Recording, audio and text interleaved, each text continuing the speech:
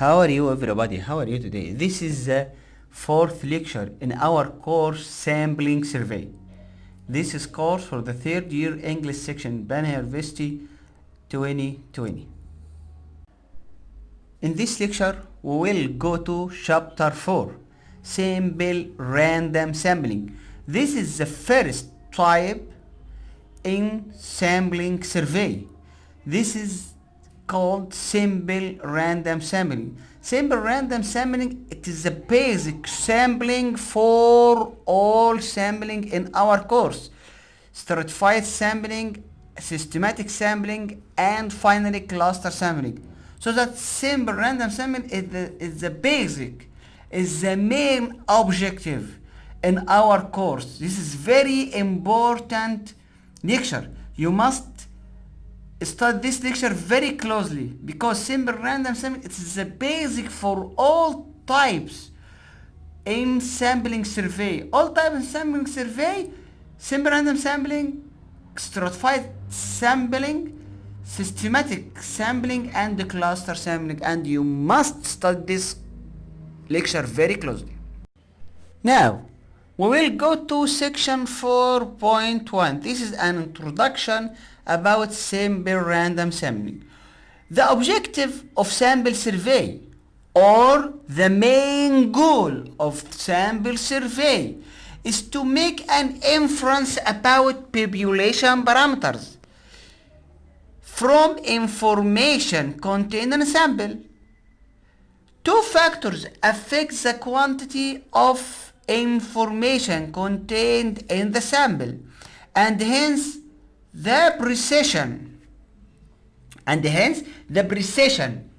of our inference making procedure. The first is the size of the sample selected from the population. The second is the amount of variation in the data. So that this is very important steps, very important objective in simple random sampling, in the precision of our inference.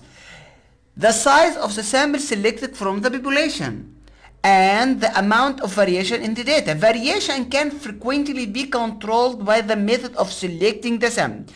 The procedure for selecting the sample is called the sample survey design. This is the procedure of simple random sampling. For a fixed sample size small n, we will consider various designs or sampling procedures. For obtaining the n observations, this is the sample size in the sample.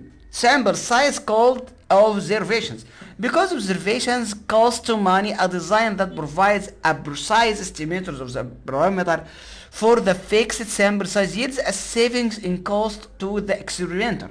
The basic design or sampling technique called simple random sampling is discussed in this chapter.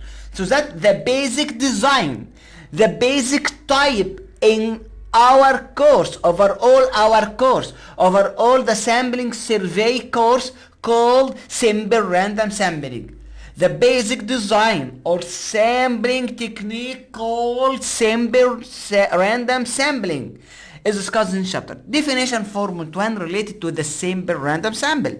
If a sample of size small is drawn from the population of size capital N, such that every possible sample of size small n has the same chance of being selected as we stated in our lecture in the college, the same chance of being selected equally likely, called also equally likely. The sampling procedure is called simple random sampling. The sample thus obtained is called a simple random sampling. Again, if a sample of size small n is drawn from a population of size capital N, such that every possible sample of size small n has the same chance of being selected or equally likely, the sampling procedure is called simple random sampling. The sample thus obtained is called a simple random sampling. Now we will go to section 4.2, how to draw a simple random sample. To draw a simple random sampling from the population of interest is not as trivial as it may first appear. It is not an easy task. So that how can we draw a sample from a population in such a way that every possible sample of size small n has the same chance of being selected, equally likely. We might use our own judgment to randomly select the sample. This technique is frequently called haphazard sampling. A second technique, representative sampling. You must select a representative sampling so that your sampling must have the same characteristics of every possible item in the population. Also, again, your sample must contain all the characteristics in the population. This is what we call representative sampling. Involves choosing a sample that we consider to be typical or representative of the population. 4.3 Estimation of population mean and total. This is the first estimation in our course, population mean and total related to simple random sampling. You must know that we will estimate mean and total and proportion for the simple random sample and all type of the sample. We have stated previously that the objective of survey sampling is to draw inferences about a population from information contained in a sample. One way to make inferences is to estimate certain population parameters by using the sample information. The objective of sample survey is often to estimate a population mean denoted by mu, or a population total denoted by t. Thus, the auditor in example 4.1 might be interested in the mean dollar value for the accounts receivable or the total dollar amount in these accounts. Hence, we consider the estimation of the two population parameters mu and t in this section. Suppose that a simple random sample of small n accounts is drawn and we are to estimate the mean value per account for a total population of hospital records. We employ the sample average y bar instead of mu. Y bar equal the summation of all observation divided by the number of observation summation I from 1 to small n yi divided by small n. So that y bar is the estimation for mu. For unknown mu called mu hat equal y bar. To estimate mu, this is the unknown parameter related to the population proportion. The mean of the population parameter. This estimator can be justified as being an appropriate one by referring to the discussion and the example in section 3.3. Simple random sampling is equivalent to random sampling without replacement and with equal weights. Equal weights may be equally likely, may be the chance of being selected, as described there. For such a sampling scheme, by equal n small over n capital. By equal n small over n capital, and the unbiased estimator of the population total t is given by t hat is the estimator of t equal yi over by I, so that equal summation I from 1 to small n yi over n capital, so that equal n multiplied by y bar. Because the population mean is related to the total by the equation t over n capital equal mu, the sample mean will be an unbiased estimator for the population mean that expected y bar equal mu.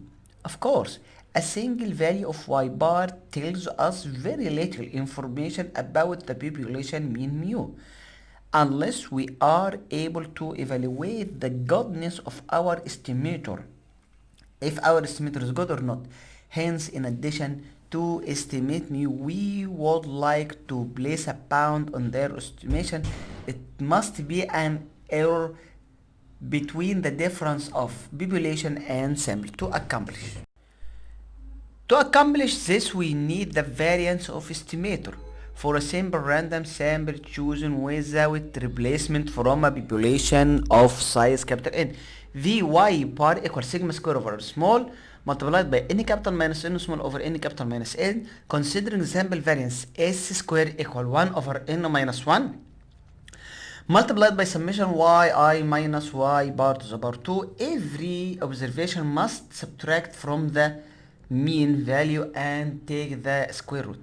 It can be shown in an appendix in your reference derivative that estimated s square equal n capital over n capital minus 1 multiplied by sigma square, so that vy bar can be unbiased estimator from the sample by v hat y bar equal 1 minus n small over n capital multiplied by square over n. The variance of the estimator y bar is the same as that given in an introductory course, except that it is multiplied by a correction factor. You must know the correction factor to adjust for sampling from a finite population. The correction factor takes into account the fact that an estimate based on sample n small equal 10 from a population of n equal 20 item contains more information about the population than a sample of n small equal 10 from a population of n capital equal 20,000. This is related to the sample size.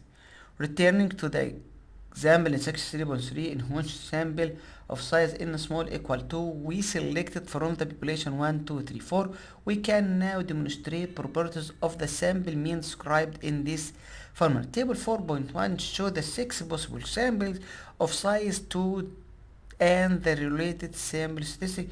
You can make this by the combination formula. The first 3 columns of this table are identical to those in table 3.1.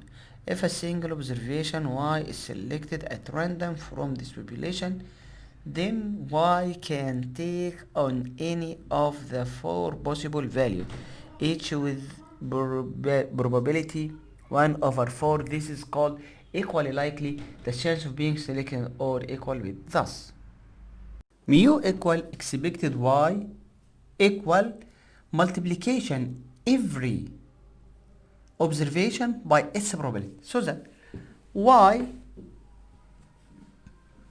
must be multiplied by probability of y. Summation y 1 plus 2 plus 3 plus 4. This is the sample from a population in capital multiplied by 1 over 4. This is equally likely, equal weights, the same chance of being selected, equal 2.5. This is the table 4.2, sample random sampling of finite population is small. This is the sample, this is the probability of each sample. This is t hat y bar s square v hat y bar. You can go to every equation to calculate t hat y bar s square v hat y bar. When you write every equation, you can find t hat y bar square and v hat y bar. Very easy. In this lecture, we will go to chapter 4, sample random sampling. This is the first type in sampling survey. This is called simple random sampling. Simple random sampling, it is the basic sampling for all sampling in our course. Stratified sampling, systematic sampling, and finally cluster sampling. So that simple random sampling is the basic, is the main objective in our course. This is very important lecture. You must study this lecture very closely, because simple random sampling, it is the basic for all types in sampling survey. All types in sampling survey, simple random sampling, stratified sampling, systematic sampling, and the cluster sampling, and you must study this lecture very closely.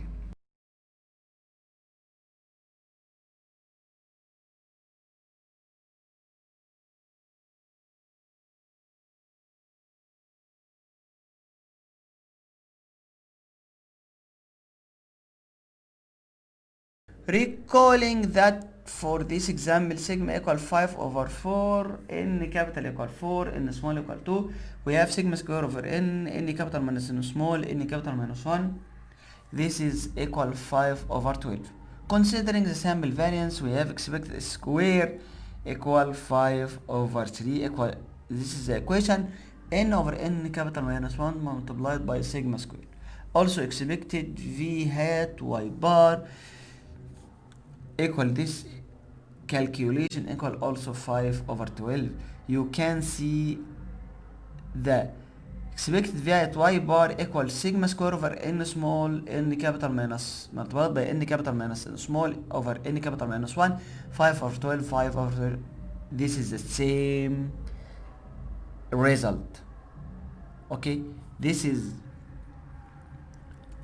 all about our lecture calculating mu and calculate variance and total.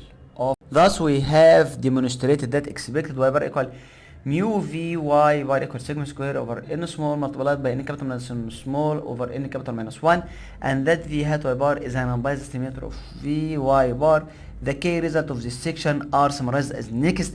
This is a very important box. You must study this box very closely. This is the first equation in our chapter 4, simple random sampling estimation or estimator of population mean mu hat equal y bar equal summation yr over n small estimated variance of y bar v hat y bar 1 minus n small over n capital square over n bound on the error of estimation.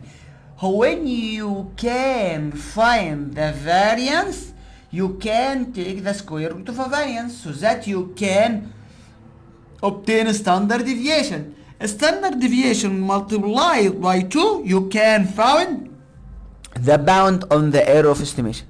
So that the variance, the square root of variance called standard deviation, and the standard deviation multiplied by 2 called the bound on the error of estimation. Again, variance, okay, the square root of a variance called the standard deviation, and